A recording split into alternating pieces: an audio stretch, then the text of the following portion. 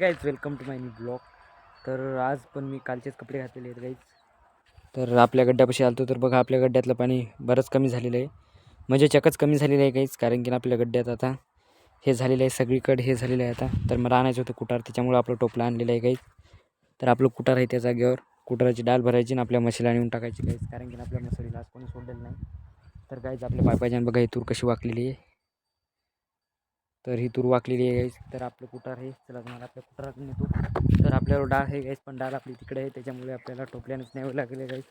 पण टोपलं आपलं मोठं आहे गाईज, त्याच्यामुळे काय वाटत नाही. तर तिकडून जाता येते, पण आमचं एकदा आपल्या गड्डा पण पाहून जावं गाईज. त्याच्यामुळे गड्डा पाहण्यासाठी आलतो. तर हे आपलं इथं कुटार सोयाबीनचं. तर आता तुरीचं पण कुटार तयार होतं गाईज, पण त्याला टाईम लागतं आहे. तर हिच्यातलं आपल्याला भरायचं हातानं आणि त्यात टाकायचं आणि आपल्याला म्हशीला नेऊन टाकायचं गाईज. तर बघा याला म्हणतात आपल्या इकडं बदली, म्हणजेच दांडी. आपण याचा कोठा बिठा बनवतो गाईज मसडीला. तर हे आपल्या कोठ्यासाठी उपयोगाचं असते गाईज.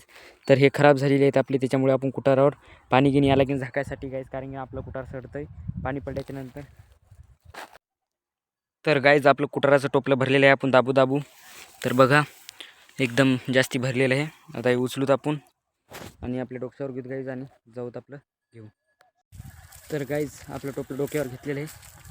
तर आता निघालो आपल्या म्हशीकडे, कारण की आपल्या म्हशीला कुटार टाकायचं गाईज. बघा भरलेलं आहे टोपलं गाईज कुटाराने.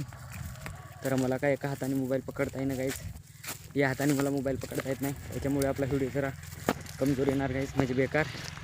तर बघा इथं डुकरान खड्डा केलेला आहे गाईज आपल्या झाडापाशी आंब्याच्या. तर बघा आपलं आंब्याचं झाड हे मोसंबीचं आजच भिजवले मी यायला दोघाला पण. तर आपल्या आंब्याला फुलुरासुद्धा आले बघा.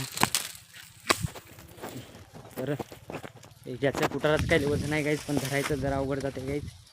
तर ही आपली मेथी. तर बघा आपली माहिती बांधलेलीच आहे गाईज.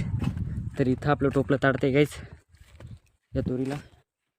तर आपल्याला बंद करावं लागेल. तर म्हशीला कुटार टाकलेला आहे गाईज आपल्या. तरी बघा आपली धनी किती मोठाली झालेली आहे गाईज. तर आपली पालक काय वाढायनं झाली गाईज इकडल्यावानी. ही कशी वाढली तशी वाढली नाही गाईज आपली पालक. तर आपले कांदेसुद्धा मोठाले झाले. तर आज आपल्या कांद्याला मला वाटायला पाणी द्यावं गाईज, कारण की भडुळ्या पडलेल्या आहेत. पण मी म्हणलं जरा थांबून द्यावं. तर इथं पण डुकरान खड्डा केलेला आहे गाईज. बघा हे डुकरांनीच खड्डा केलेला आहे गाईज. इकडं बघा ही तूर कशी एकूण एकाला भिडलेली आहे गाईज.